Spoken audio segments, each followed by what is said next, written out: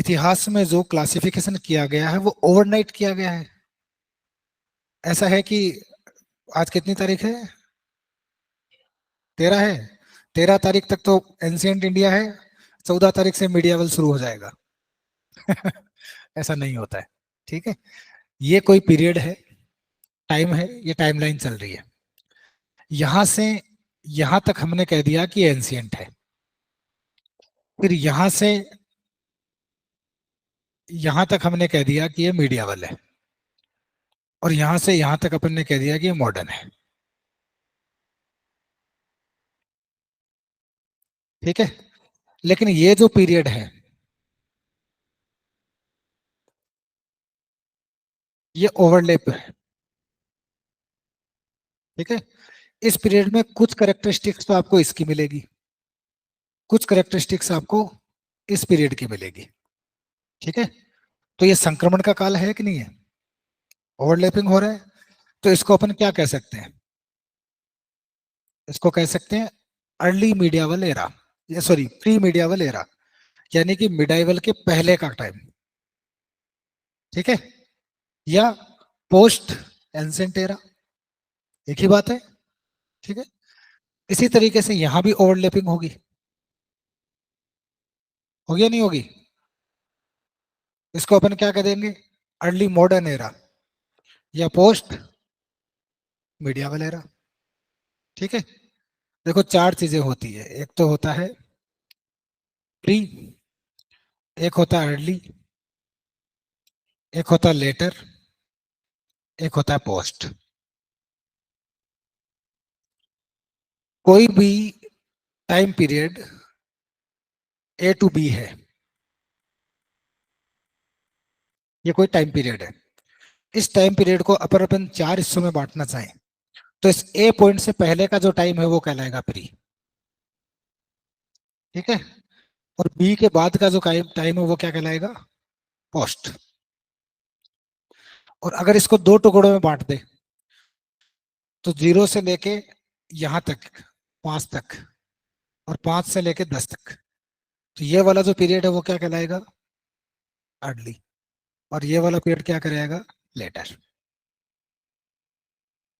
अभी क्लियर बात समझ में आई? ठीक है, कि समय को कैसे बांटते हैं इसमें। ठीक है, तो अब हम बात कर रहे हैं किसकी? मीडियावल पीरियड की।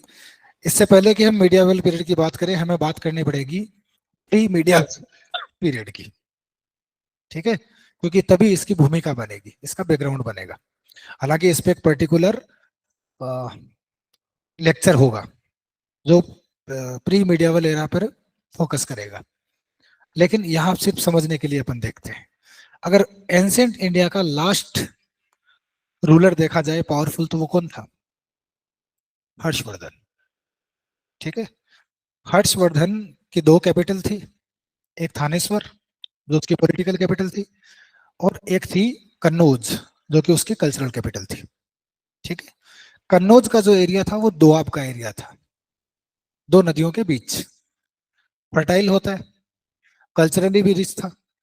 ठीक है, तो हर्ट्स के डिक्लाइन के बाद, हर्ट्स के मरने के बाद, कुछ प्रिंसली स्टेट्स थे जो एग्जिस्टेंस में आए, और उन्होंने कन्नौज को पाने के लिए आपस में स्ट्रगल किया, जिसे कहते हैं ट्रिपलेट स्ट्रगल। इस ट्रिपलेट स्ट्रगल ने तीन जो महत्वपूर्ण डायनेस्टीज थी, राष्ट्रकूट, गुर्जर प्रतिहार एंड पाल। अगर आप गुजरात राजस्थान वाले हिस्से में देखें तो गुर्जर प्रतिहार, कर्नाटका वाले रीजन में देखें तो महाराष्ट्र, ये क्या नाम, राष्ट्रकूट, बंगाल वाले रीजन में देखें तो पाल। ये तीन बड़ी शक्तियां थी उस समय, और इन तीनों के बीच में संघर्ष होता है जिसमें अंततः गुर्जर प्रतिहार जीतते हैं। लेकिन इस संघर्ष ने इंडिया को एक तरह से कमजोर कर दिया, क्योंकि जब कोई स्टेट लगातार वॉरफेयर में होता है तो कल्चरल, पॉलिटिकल, सोशल, ठीक है, रिलीजियस, इस तरह के डेवलपमेंट नहीं होते हैं, क्योंकि सारा फोकस किस पे होता है? वॉर पे होता है, सारी इकोनॉमी वहां खर्च हो रही होती है। ठीक है, तो कुछ तो रीजन ये रहा कि भारत कमजोर हुआ और अरबों को भारत पे अटैक करने का मौका मिला। ठीक है, क्योंकि आपका अटैक कब सफल होगा, जब आप कमजोर हो गए। और ऐसा नहीं है कि इंडिया ने इसका रेजिस्ट नहीं किया। ठीक है, बहुत लंबे समय तक 500 550 सालों तक इन्होंने रोक के रखा, उनके किसी आक्रमण को सफल नहीं होने दिया। लेकिन क्योंकि पॉलिटिकल सिनेरियो बहुत ज्यादा अनस्टेबल रहता गया, ठीक है, और जब पॉलिटिकल अनरेस्ट होता है, अनस्टेबिलिटी होती है, तो फिर उस पर फर्क पड़ता है। वो जो फेज होता है वो डिक्लाइन का फेज होता है, अपलिफ्टमेंट का या डेवलपमेंट का फेज नहीं होता। ठीक है, पहला रीजन तो ये होता है। दूसरा रीजन, आप मीडियावल इंडिया की शुरुआत मानते हैं अरब इन्वेजन से। ठीक है, अरब कौन है? मुस्लिम। ठीक है, तो इन मुस्लिमों की उत्पत्ति कैसे हुई होगी? भाई जो हमें इन्वेट करने के लिए आ रहे हैं, थोड़ा उनके बारे में जानना जरूरी है कि वो कौन लोग थे, कैसे डेवलप हुए, क्या जरूरत पड़ी हमारे इधर इन्वेट करने की, वो लोग यूरोप की तरफ क्यों नहीं गए, अगर गए भी थे तो क्या रिजल्ट रहा। ठीक है, तो हम देखते हैं कि अरब जो है वो मिडिल एशिया का पार्ट है। ठीक है, और अगर उसकी लोकेलिटी और जियोग्राफी को देखें तो वो एक डेजर्ट एरिया है। ठीक है, वहां डेजर्ट एरिया में बहुत सी ट्राइब्स रहती है। उन ट्राइब्स के बीच में आपस में लड़ाइयां चलती रहती है, ट्राइब्स के बीच में यही होता है। ठीक है, एक आदमी होता है जो इस सिनेरियो को समझता है और देखता है कि इनको यूनाइट करना चाहिए। और यूनाइट करने के लिए बहुत सारी चीजें हो सकती है। आदमी को इकोनॉमिक्स से भी यूनाइट किया जा सकता है, सबको पैसे देके खरीद लो, एक हो जाएंगे। ठीक है, ऐसे प्रयास हुए हिस्ट्री में। ठीक है, आप पॉलिटिकली यूनाइट कर सकते हो, अटैक करके जीत लो सबको। लेकिन इन दोनों ही कामों के लिए ज्यादा संसाधन चाहिए। ठीक है, आपको बहुत बड़ा खजाना चाहिए, आपको बहुत बड़ी आर्मी चाहिए। एक तीसरा तरीका और है यूनाइट करने का कि रिलीजियसली यूनाइट कर लो, धार्मिक रूप से एक कर लो।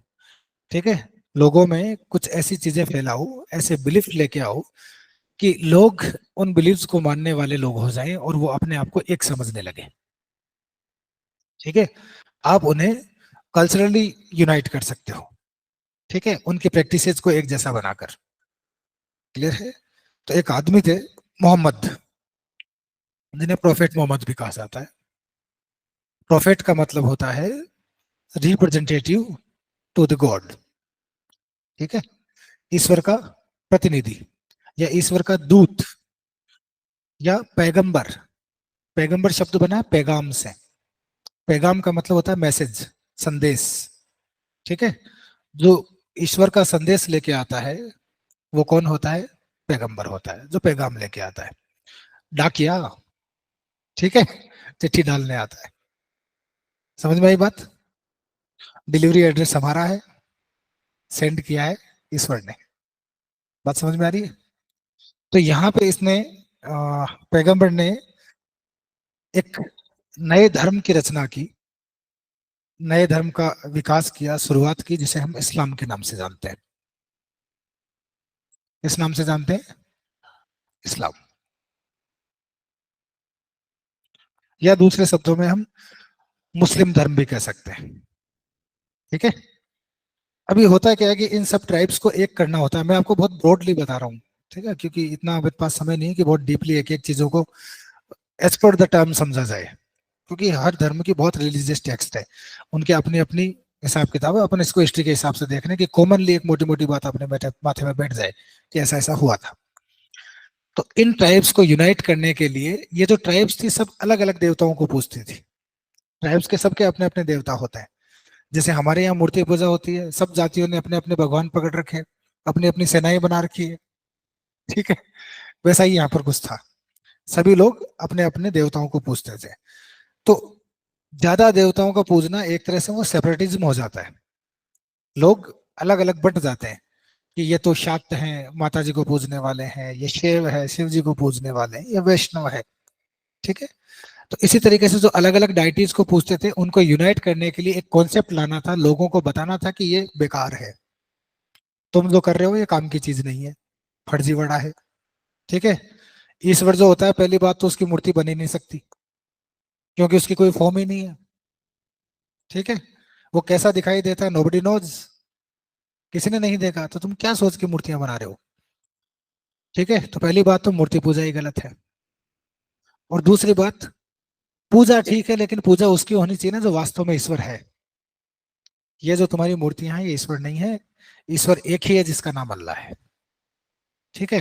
फिर एक कहानी आती है कि उनको सपना आता है, सपने में उनको जहाँ पे अभी इजराइल का वो है, जो यरूशलेम, वहां पे इनको ले जाया जाता है। ले जाके एक घोड़ा आता है, उस घोड़े के ऊपर मोहम्मद साहब को बिठाया जाता है, जिसका घोड़े का जो सर होता है वो तो औरत का होता है, बाकी घोड़ा होता है। वो फिर बैठ के और देवताओं के पास जाते हैं, जहाँ पे वो पुराने पैगंबर मूसा वूसा सब होते हैं, अब्राहम वगैरह, उनसे वो मिलते हैं, और वहां पे उनको नमाज सिखाई जाती है।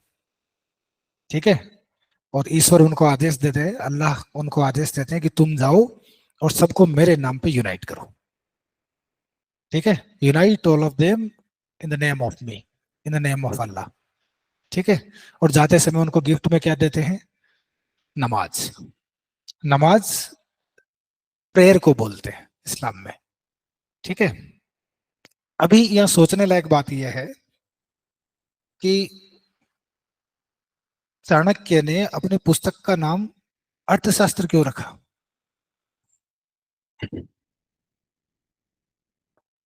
बात तो पॉलिटिकल साइंस की कर रहा है वो, हालांकि उसमें अर्थशास्त्र भी इन्वॉल्व है, टैक्सेशन की, इन सब की बातें करता है वो, लेकिन जो रूट कंटेंट है, जो बेसिक कंटेंट है, जो फंडामेंटल थियरीज है उसमें, वो पॉलिटिक्स की थियरीज है, पॉलिटिकल साइंस की थियरीज है। तो उसका नाम राजनीति शास्त्र क्यों नहीं रखा, अर्थशास्त्र क्यों रखा। ऑब्वियसली, क्योंकि अर्थ किसी भी समाज की धुरी होता है, सब कुछ अर्थव्यवस्था के आसपास घूमता है। जब आप किसी चीज को खोदने लग जाओगे ना, डिगिंग करोगे, तो अल्टीमेटली आपको मिलेगा पैसा। ये क्यों हो रहा था, ये पैसे के लिए हो रहा था। फाइनली आपको यही आंसर नजर आएगा, ऑलमोस्ट, नॉट एवरीवेयर, लेकिन हर जगह। अगर आप किसी चीज का कारण ढूंढोगे ना कि यार ऐसा क्यों हो रहा है, रोड क्यों बन रही है, गाड़ियां क्यों चल रही है, हॉस्पिटल क्यों बन रहे हैं, तो अल्टीमेटली एक आंसर आएगा कि पैसे के लिए। ठीक है। तो क्योंकि समाज की धुरी क्या है, पैसा। धुरी का मतलब होता है एक्सिस, जिसमें पूरा समाज रोटेट करता है, टिका हुआ है, वो क्या है, अर्थव्यवस्था। प्रोबेबली इसलिए उसने इसका नाम अर्थशास्त्र रखा होगा, कि बिना इकोनॉमिक्स के पॉलिटिक्स की कल्पना नहीं की जा सकती। ठीक है। तो यहाँ पे भी वही सीन था कि लोगों को क्यों यूनाइट करना है। मोहम्मद साहब को क्या पड़ी थी कि ये लोग मूर्तियां पूजना बंद कर दे, यूनाइट हो जाए, एक अल्लाह की पूजा करे। वाई है। हम्म? देखो, अलग अलग विचार है। हम कोई इस्लामिक स्टेट नहीं है, तो there is nothing like blasphemy here. ठीक है। तो हम सोच सकते हैं, बातें कर सकते हैं, ये इस्लाम पे नहीं, ये हर धर्म पे लागू होता है। ठीक है। हो सकता है वो चाहते हो कि ये दुनिया खूबसूरत हो जाए, ये लोग आपस में ना लड़े। ठीक है। और ये कब नहीं लड़ेंगे, जब ये लोग एक हो जाएंगे। एक कब होंगे, जब ये एक देवता की पूजा करेंगे। ठीक है। एक जैसी बातें करेंगे, एक कल्चर में रहेंगे। प्रोबेबली उनका ये नजरिया हो सकता है इस चीज को करने के लिए। ठीक है। या शायद हो सकता है कि वो इसे एक रिलीजियस पावर का रूप देना चाहते हो। ठीक है। ये भी तो संभव है। आज जितने बाबा जी के आश्रम है, उनके पीछे क्या कारण हो सकता है? ठीक है। लेकिन बाबा जी ये थोड़ी कहते हैं हमें पैसे कमाने हैं। ठीक है। समझ में आ रही बात है।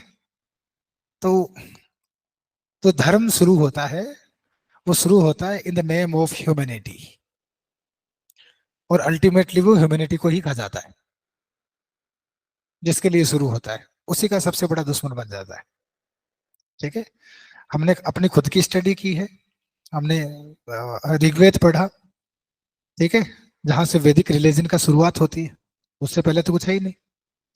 ऋग्वेद में हमने हमारा कल्चर देखा, फिर लेटर ऑन धीरे धीरे हम अपने कल्चर को पढ़ते आए हैं, ठीक है, कि लेटर वैदिक एरा में हमारा कल्चर कैसा था, महाजनपद एरा में हमारा कल्चर कैसा, मौर्यन में कैसा हुआ, शुंग में कैसा हुआ, इंडो ग्रीक के समय कैसा था, गुप्ताज के समय कैसा था, सातवाहनों के समय कैसा था। Is there any gradual change, any or many? बहुत सारे हुए हैं, ठीक है। क्या वो अच्छे चेंज हुए फंडामेंटली? अगर हम ऋग्वेद से कंपेयर करें, क्योंकि कुछ भी अपन कर रहे हैं, चाहे अपन पंखा बना रहे हैं, चाहे अपन लॉ बना रहे हैं, चाहे अपन कस्टम बना रहे हैं, उसका अल्टीमेट गोल क्या है? To make our life easy and valuable. दोनों। हमारा जीवन कैसा होना चाहिए? आसान भी होना चाहिए और वैल्यूएबल भी होना चाहिए, ठीक है। वैल्यूएबल का मतलब मीनिंगफुल, ठीक है, जिसका कोई अर्थ हो, जिसकी इज्जत हो, ठीक है, जिसका होना जस्टिफाइड हो, दैट इज वैल्यूएबल, ठीक है। और इजी होना तो है ही। आपको पंखा हवा डालने के लिए बड़ी मेहनत करनी पड़ती है, एक पंखा लगा दिया आपने, लाइफ इजी हुई नहीं हुई? हो गई। पैदल इतनी दूर जाओगे, आप कार में बैठ के जा रहे हो, लाइफ इजी हुई नहीं हुई?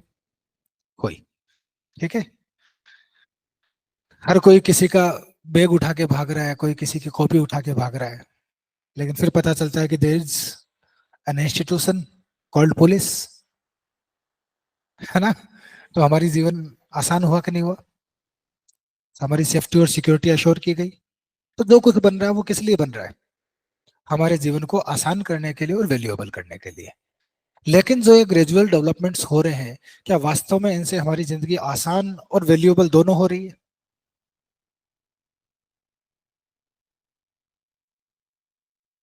ठीक है। कहीं ऐसा तो नहीं है कि हम जिंदगी को और ज्यादा कॉम्प्लेक्स करते जा रहे हैं, जबकि हमारा अल्टीमेट गोल है उसको इजी करना, ठीक है। और जैसे जैसे ज्यादा नियम बढ़ते हैं, परंपराएं बढ़ती है, टेक्नोलॉजी बढ़ती है, थॉट्स बढ़ती है, आइडियाज बढ़ते हैं, वैसे वैसे हमारे जीवन कॉम्प्लेक्स भी होता जाता है, ठीक है ना। तो ये एक द्वंद है जो चलता रहता है, ठीक है भाई। तो इन मोहम्मद साहब ने क्या किया, इन ट्राइब्स को एक करने के लिए एक नया धर्म दिया, जिस धर्म का नाम है इस्लाम। और हमने एंसेंट इंडिया जब शुरू किया था तभी ही हमने देख लिया था कि धर्म की डेफिनेशन क्या होती है। धर्म के अंदर एक पर्टिकुलर गॉड होता है या ईश्वर होता है। अगर क्रिश्चियनिटी की बात करें तो गॉड, अगर हमारे हिंदुइज्म की बात करें तो ईश्वर, अगर ईसाई की बात करें, सॉरी, ईसाई की बात करें तो गॉड, और इस्लाम की बात करें तो अल्लाह, ठीक है। लेकिन कोई ना कोई सुप्रीम पावर होती है जो इन सब चीजों को रेगुलेट करती है, ठीक है। उससे बियॉन्ड कुछ नहीं है, ठीक है। इसलिए उसको क्या कहा गया है? Supreme power. ये जो सुप्रीम पावर होती है, इसका कोई शेप नहीं होता, कोई साइज नहीं होता, ठीक है, कोई कलर नहीं होता।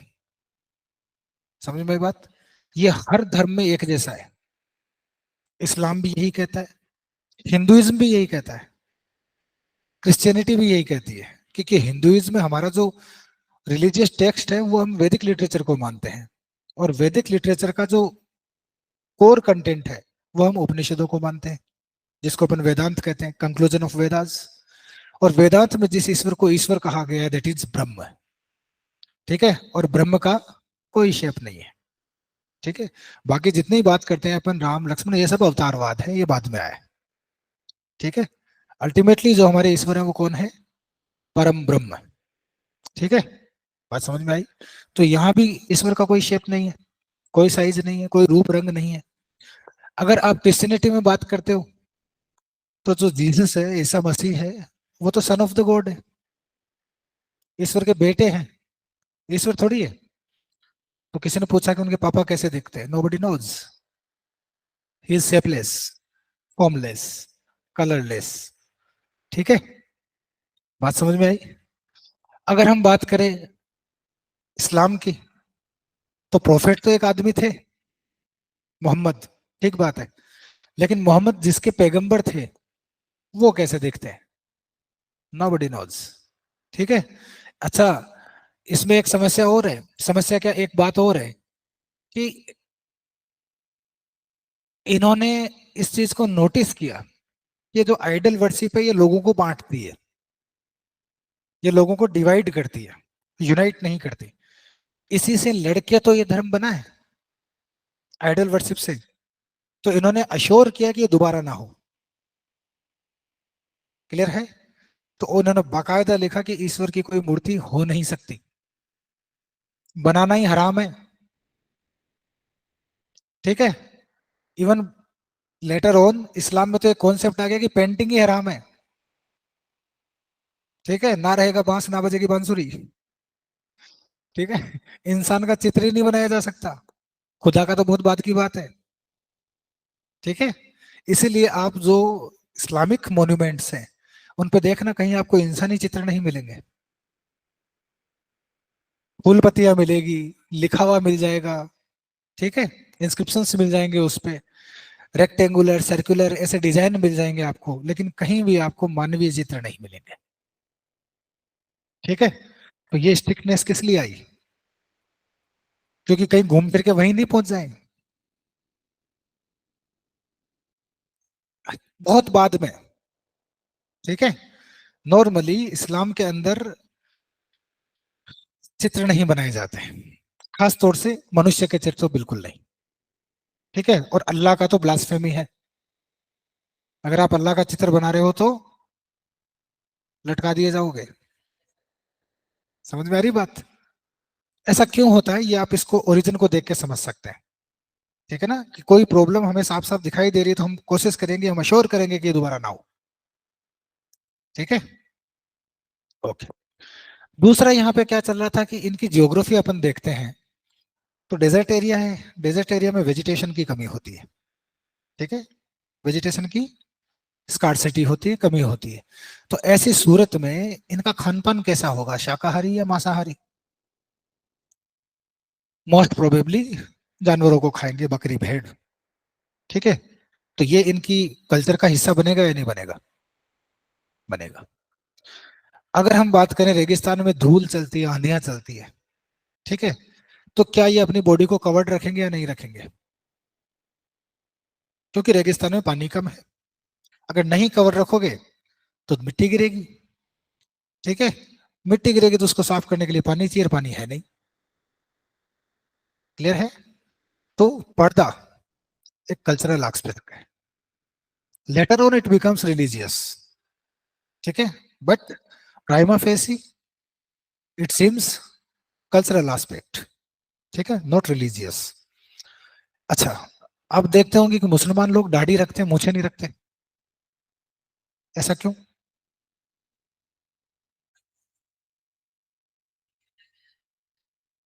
नॉर्मली मुसलमान दाढ़ी रखते हैं, मूछें नहीं रखते। उसका रीजन ये है कि जब भी आप कुछ खाओगे तो मोस्ट प्रोबेबली वो आपकी मूछों में फंस जाएगा। ठीक है, फंसने को तो दाढ़ी में भी फंस सकता है, लेकिन मूछों में चांस ज्यादा होता है। कुछ गिलास में आपने पिया, फंस जाएगा मौसम, उसको साफ करने के लिए आपको पानी चाहिए। ठीक है, पानी है नहीं। तो फिर कह रहे हो कि भैया दाढ़ी क्यों रख रहे हो? दाढ़ी इसलिए रख रहे हैं कि वो आपके गले को कवर कर रहा है। आप धूप में निकल रहे हो, जितना सनलाइट में आपका गला नहीं आएगा उतना वो कम सूखेगा। ठीक है, और खाने की संभावना मूछों में फंसने की ज्यादा होती है, दाढ़ी में कम। दाढ़ी में तब फंसेगा जब वो गिराएगा उसको। ठीक है, जैसे कटोरी से पिएगा तो वो दाढ़ी में नहीं फंसेगा, वो मूछों में फंसेगा। तो मूछे रखो ही मत। इसका ये मतलब नहीं है कि हिंदू मूछे रखते हैं तो हम नहीं रखेंगे। ठीक है। एक हमने नोटिस किया कि जब आप मस्जिदों के पास जाते हैं तो वहां पे लिखा होता है वुजू करने का स्थान, वुजू के लिए स्थान। ठीक है, वुजू बोलते हैं जब हम मंदिर में जाते हैं तो अपने हाथ पैर धो के जाते हैं, स्वच्छ होके जाते हैं। ऐसा ही मस्जिद में होता है कि जब आप मस्जिद में जाते हैं तो अपने हाथ पैर साफ करके जाएं। इस हाथ पैर धोने को बोलते हैं वुजू। ठीक है। तो वुजू करने का जो स्थान होता है, तो आप उनको कभी वुजू करते हुए देखना, वो लोग यहां से धोना शुरू करेंगे हाथ को, यहां से। यहाँ से नहीं धोएंगे, जबकि हम लोग यहाँ से धोते हैं। उसका रीजन क्या है कि अगर आप यहाँ पानी डालोगे तो वो पानी गिरता गिरता नीचे तक आएगा और पूरे हाथ को धोएगा। तो ज्यादा से ज्यादा हाथ धो लेना कम से कम पानी से। This is the concept. Again geography, again culture, not religion. ठीक है। अब आपने देखा होगा कि जो पजामा होता है वो ऊपर होता है। आजकल तो फैशन चल रहा है, सभी लोगों ने ऊपर कर रखा है, पैंट भी ऊपर हो गई अब तो। जब तक पता नहीं चले जुराब कौन से कलर के पहन रखे हैं, तब तक मजा ही नहीं आता। वो भी इसलिए होता है कि वो टच करेगा तो वो गंदा होगा। ठीक है। अगर वो गंदा होगा तो उसको ज्यादा धोना पड़ेगा, पानी है नहीं। ठीक है। क्यों उनको दफनाया जाता है? लकड़ी नहीं है। बात समझ में आ रही है? रोजों में क्यों पानी नहीं पिया जाता? क्योंकि पानी है नहीं। ठीक है। एक प्रैक्टिस भी तो होती है कि आपको ऐसे माहौल में रहने के लिए, सरवाइव करने के लिए महीने भर की ट्रेनिंग तो कम से कम साल भर में जरूरी है। ठीक है। तो हालांकि रिलीजियस चीजें भी है, लेकिन अल्टीमेटली हम इन्हें कैसे न कैसे कनेक्ट कर सकते हैं कल्चर से, एनवायरनमेंट से, जियोग्राफी से। ठीक है। तो इस एरिया के अंदर एक रिलीजन डेवलप हो रहा है भाई। अब बताओ इनके पास में रिसोर्सेज कितने हैं? कम है। लड़ाइयाँ कितनी करते हैं ये लोग? बहुत करते हैं। लड़ाइयाँ बेसिकली कौन करता है, आदमी या औरत? आदमी करता है। तो जो लड़ाई में जाएगा वही तो मरेगा। तो मरेगा कौन, आदमी या औरत? आदमी। तो आदमियों में और औरतों में एक बैलेंस है, वो डिस्टर्ब होगा या नहीं होगा? होगा। महिलाएं ज्यादा हो जाएगी। अगर महिलाएं ज्यादा हो जाए, मान लो 1000 आदमियों पे 5000 महिलाएं हो जाए। ठीक है, ऐसा है नहीं, ऐसा सोचना भी सतयुग की याद दिला देगा। ठीक है। लेकिन मान लो हो जाए, तो आपको नहीं लगता अभी के कॉन्सेप्ट के हिसाब से 4000 औरतें कुंवारी रहेगी? ऑब्वियसली रहेगी। अगर वो कुंवारी रहेगी तो क्या समाज उस पर कंट्रोल कर पाएगा? शादी वादी ये सब क्या है, सामाजिक कंट्रोल की टूल ही तो है। ठीक है। और समाज चाहेगा कि कोई उनके कंट्रोल से बाहर रहे? नहीं चाहेगा। तो फिर अब क्या किया जा सकता है? एक आदमी को 5 अलाउ किए जाए, तभी ये पॉसिबल है, नहीं तो नहीं हो सकता। ठीक है। अब समझ में आया 4 शादियों का मतलब क्या है? ठीक है। अगर ये औरत अकेली रहेगी, ठीक है, तो पहली बात तो समाज को कंट्रोल करना मुश्किल है।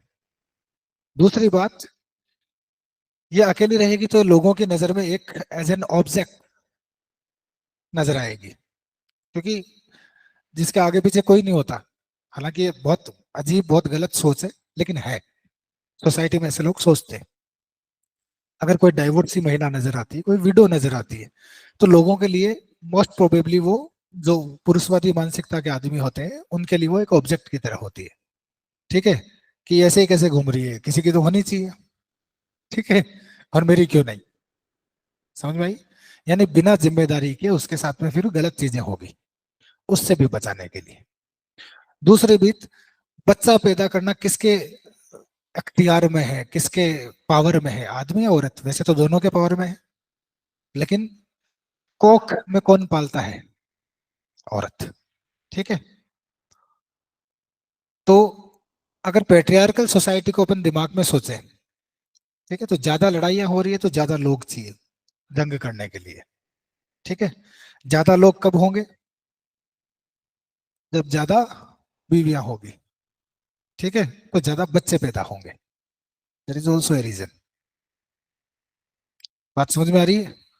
तो ये सारी चीजें चलती रहती है। ठीक है। अरब वाले लोग हैं, वो एक गाउन जैसा पहनते हैं, ऊपर एक वो कपड़ा और पहनते हैं, वो कुकर की सीटी वाला लगा के। आई डोंट नो क्या कहते हैं उसे, सर्च कर लेना उसके लिए पर्टिकुलर टर्म क्या होता है। एक रिंग टाइप की पहनते हैं। वो इसलिए पहनते हैं कि बाल खराब ना हो, धूल ना उड़े।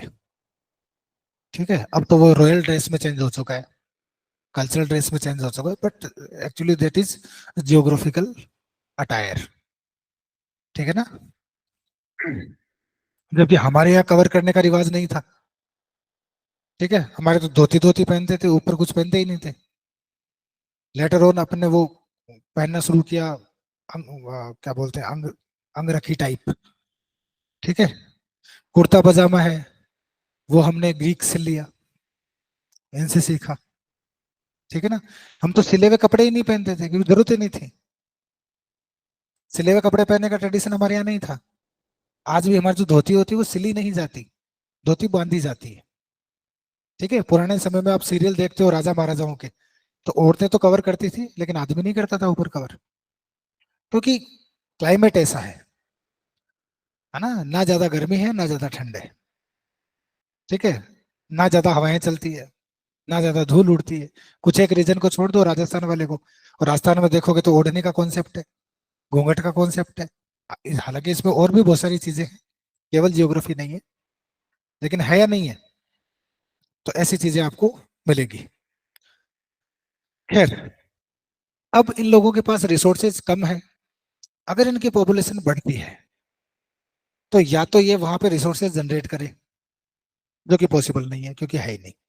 अब इन लोगों को यहाँ से बाहर निकलना पड़ेगा। ठीक है, अब अगर ये बाहर निकलेंगे तो मिडिल एशिया में ये है, तो या तो ये ऊपर जाएंगे यूरोप की तरफ, या ये नीचे आएंगे इंडिया की तरफ। ठीक है, अगर ऊपर और नीचे में कंपेयर किया जाए कि इन्हें कहाँ जाना चाहिए, तो नेचुरली इन्हें कहाँ जाना चाहिए? ऊपर तो भयंकर ठंड है और ये गर्म रीजन के लोग हैं, तो क्या वो ये सर्वाइव कर पाएंगे उधर? नहीं कर पाएंगे। तो नेचुरली इन्हें कहाँ जाना चाहिए? बात समझ में आई? और भी रीजन था कि इंडिया बहुत रिच था, मसालों का ट्रेड हुआ करता था रोम के साथ। ठीक है, पर्सिया ऑलरेडी उसके बीच में क्या था, एक मीडिएटर था। ठीक है, और पर्सिया से तो इस्लाम का अच्छा कनेक्शन है। ठीक है, हाँ, लेकिन कोर यूरोप का टच नहीं कर पाया ना ऊपर। ठीक है, ऐसे तो थोड़ा बहुत एडेप्टेशन तो हर जगह होता ही है। समझ में आ रही बात? तो इस तरीके से इन्वेजन के पीछे बहुत सारे रीजन है, ज्योग्राफिकल रीजन भी है, कल्चरल भी है, रिलीजियस रीजन भी है, इकोनॉमिक रीजन भी है, पॉलिटिकल रीजन भी है। ठीक है ना, बात समझ में आ रही है? ओके। अभी अगर अपन देखें कि हिंदुस्तान में इस्लाम कब आया होगा, कब हिंदुस्तान में पहली मस्जिद बनी होगी, कहाँ बनी होगी? अरब ट्रेडर्स, पहली मस्जिद हिंदुस्तान में केरल में बनती है। ठीक है, केरल में क्यों बनती है? क्योंकि मसालों के व्यापार के लिए वहां अरब आते थे। अरबों को वो मुस्लिम थे, मुसलमानों के लिए कुछ सर्टेन नियम है जो उन्हें स्ट्रिक्टली फॉलो करने ही होते हैं, जैसे कि दिन में 5 बार नमाज पढ़ना। तो अगर आप दिन में 5 बार नमाज पढ़ोगे तो आपको मस्जिद की जरूरत पड़ेगी पड़ेगी। हालांकि नमाज के लिए जरूरी नहीं है कि मस्जिद में पढ़ी जाए, नमाज कहीं भी पढ़ी जा सकती है। ठीक है, आप देखते हो कि अक्सर एडमिनिस्ट्रेशन को लेकर भी टकराव होता है कि बहुत नंबर में लोग सड़कों पे नमाज पढ़ते हैं। ठीक है, और बहुत सारी चीजें हैं। लेकिन क्योंकि आज की तारीख में अगर कोई बाहर से कोई मान लो एप्पल है और वो इंडिया के अंदर अपनी फैक्ट्री लगा रहा है, कारखाना लगा रहा है, तो क्या भारत सरकार उसे एंटरटेन नहीं करेगी? करेगी, क्योंकि एफडीआई है भाई, फॉरेन डायरेक्ट इन्वेस्टमेंट है, व्यापार है ये तो। और व्यापार में दूसरे देशों के लोगों को अपने यहाँ फैसिलिटेट करना बनता है। ठीक है, तो वहां के राजा ने व्यापार की समृद्धि के लिए उन लोगों को मस्जिद बनाने की परमिशन दी। ठीक है, तो ये अल्टीमेटली इकोनॉमिक्स है, जिसको हम हिस्ट्री में पढ़ रहे हैं। ठीक है ना, ये कोई रिलीजियस रीजन नहीं है इसका कि राजा इस्लाम से प्रभावित हो गया कि वाह वाह क्या बढ़िया धर्म है, एक मस्जिद इधर भी बनाओ। ऐसा नहीं हुआ था। लेकिन अगर किसी रूलर की बात की जाए कि कौन इस्लामिक रूलर था जिसने इंडिया में पहली मस्जिद बनाई, तो फिर नाम आएगा कुतुबुद्दीन ऐबक का। ठीक है, जो कौन सी मस्जिद बनाता है, कुव्वत उल इस्लाम, दिल्ली में। बात समझ में आ रहा है? तो जो पहला इस्लामिक मोनूमेंट कह सकते हो या पहला इस्लामिक बिल्डिंग कह सकते हो, पहला इस्लामिक फिजिकल एस्टेब्लिशमेंट कह सकते हो इंडिया में, वो that was a product of trade, not the product of religion. ठीक है, दो it was a by product of religion, ठीक है ना, रिलीजन भी है उसमें, क्योंकि वो तो रिलीजियस पर्पज के लिए बनाई गई है, लेकिन हमारे राजाओं ने उसको क्यों एंटरटेन किया, ट्रेड के लिए। बात समझ में आ रही है? ओके, तो ये तो बात हुई उस बैकग्राउंड को समझने की कि इस्लामिक इन्वेजन क्यों होता है, ठीक है, क्या कारण है कि इस्लामिक इन्वेजन हुए, कौन थे इस्लाम, कहाँ से आए, कैसे पैदा हुए। अब इसको अपन डिटेल में पढ़ेंगे, राइज ऑफ इस्लाम,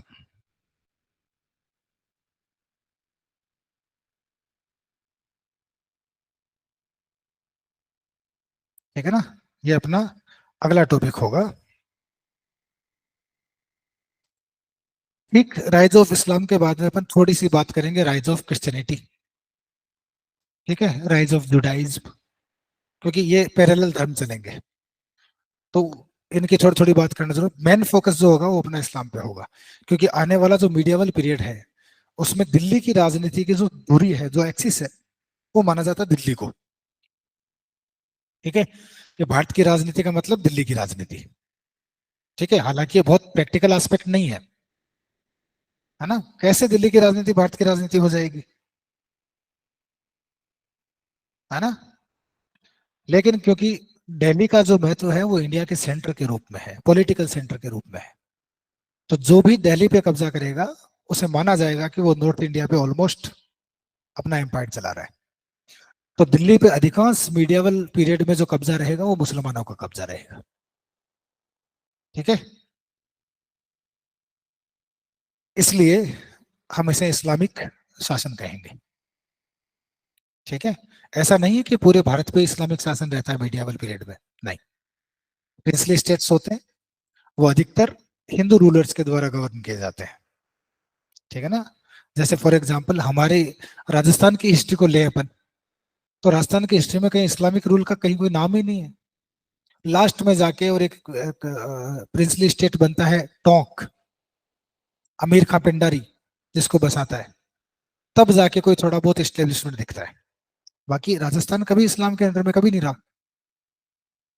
हाँ, बीच बीच में इस्लामिक जो रूलर्स थे उनके द्वारा जीता गया, फिर वापस छीन लिया गया, तो एक शॉर्ट पीरियड के लिए वो लोग रहे होंगे, और रहे भी होंगे तो वो एज ए रूलर वहां नहीं रहे, ठीक है, एज ए इन्वेडर ही रहे, उनको फिर से भगा दिया गया, हालांकि उन्होंने चित्तौड़ पे भी कब्जा किया, जोधपुर पे भी कब्जा किया, नागौर पे भी कब्जा किया, ठीक है, लेकिन ओवरऑल अगर अपन देखें तो राजस्थान पे इस्लामिक रूल कभी रहा नहीं, ठीक है, हाँ कुछ पीरियड्स पे कुछ समय तक रहा, समझ में आ रही बात, ठीक है, तो ये कहना बिल्कुल गलत हो जाएगा कि भारत पे मध्यकाल में इस्लाम का कब्जा रहा, नहीं, दिल्ली पे इस्लाम का कब्जा रहा, ठीक है, और चूंकि दिल्ली को अपन इंडिया के पॉलिटिकल सेंटर बोलते हैं, जियोग्राफिकल सेंटर तो वो है ही नहीं, कहां से होगा, दिल्ली तो खूब ऊपर है, ठीक है, हम उसको क्या बोलते हैं, पॉलिटिकल सेंटर, तो जो मेन पॉलिटिकल सेंटर है वो जिसके कब्जे में रहेगा तो नाम भी उसका ही रहेगा, ठीक है, और इस पीरियड के दौरान जो रूलर्स हैं वो एक टाइटल वॉर करते हैं, देखो मीडियावल पीरियड को भी दो हिस्सों में बांट देते हैं अपन, ये मीडियावल पीरियड है, इसको दो टुकड़ों में बांट दिया अपन ने, एक को बोलते हैं सल्तनत एरा,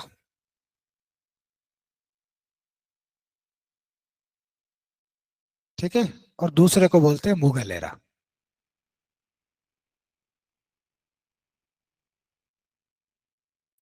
ठीक है, ये भी मुसलमान, ये भी मुसलमान, फिर दो हिस्सों में क्यों बांटा है, ये भी तुर्की से आए,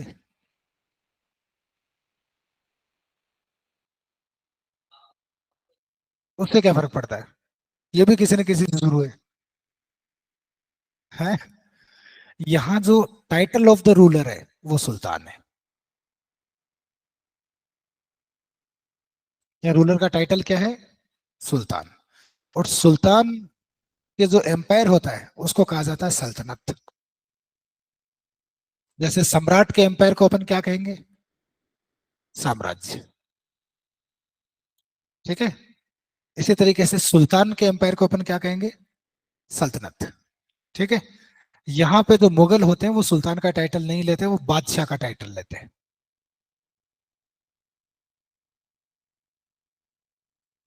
ठीक है। कभी सुना है सुल्तान अकबर, सुल्तान औरंगजेब? नहीं सुना ना? या बादशाह अलाउद्दीन खिलजी, बादशाह इल्तुतमिश?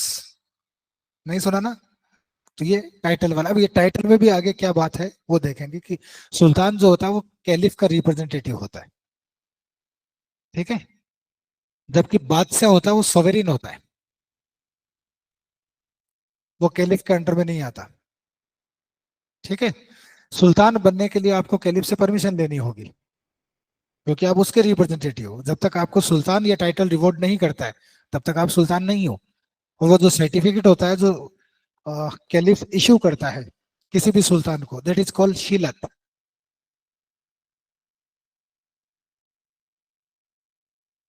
इसको ऐसे लिखते हैं, शीलत।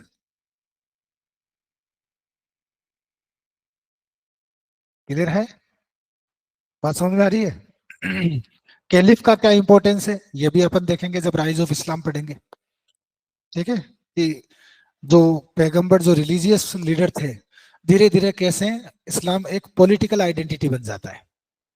ठीक है। और उस पॉलिटिकल आइडेंटिटी बनने के बीच में क्या क्या कॉन्स्पिरेसीज होते हैं, क्या क्या स्टेप्स होते हैं, कैसे उसका ग्रेजुअल डेवलपमेंट होता है, लेटर ऑन कैसे वो इम्पैक्ट डालता है इस्लामिक स्टेट के ऊपर। बात समझ में आ रही है? ये सारा अपन इसके अंदर देखेंगे। तो अभी समझ में आया इसको दो हिस्सों में क्यों बांटते हैं? ठीक है। अभी करेंगे अपन 20 मिनट के बाद।